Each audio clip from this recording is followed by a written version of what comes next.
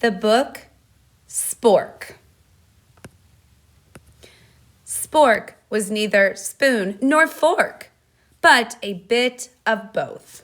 He had a mom and a dad who both thought he was perfect, just the way he was. They just looked so happy. But Spork stuck out. In the kitchen, forks were forks and spoons were spoons. Cutlery customs were followed closely. Mixing was uncommon. Naturally, there were rule breakers, knives who loved chopsticks, tongs who married forks, but such families were unusual. One day, after the billionth time he was asked, "What are you anyway?" and the zillionth time he was passed over when the table was being set, Spork sighed and thought, it must be easier to be a single thing, and he decided he'd try to pick just one thing to be. He thought he should start by fixing his head. He put on a bowler hat to look more spoonish, but the forks thought he was too round.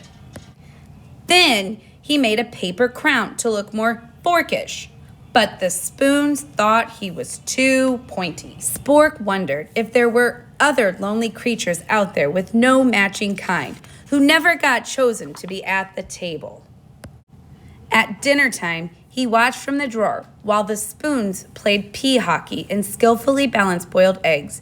He sat off to the side while the forks raked fancy patterns in the mashed potatoes and twirled noodles around in complicated circles like rhythmic gymnasts. And at the end of this and every other meal, Spork looked on while the others enjoyed a super bubbly bath in the sink.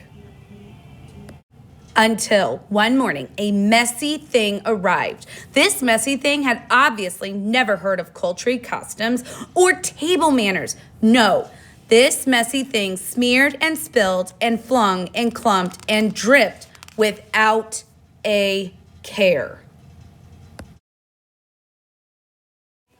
"Wait," said the forks, but the messy thing did not wait. "Careful," said the spoons, but the messy thing was not careful.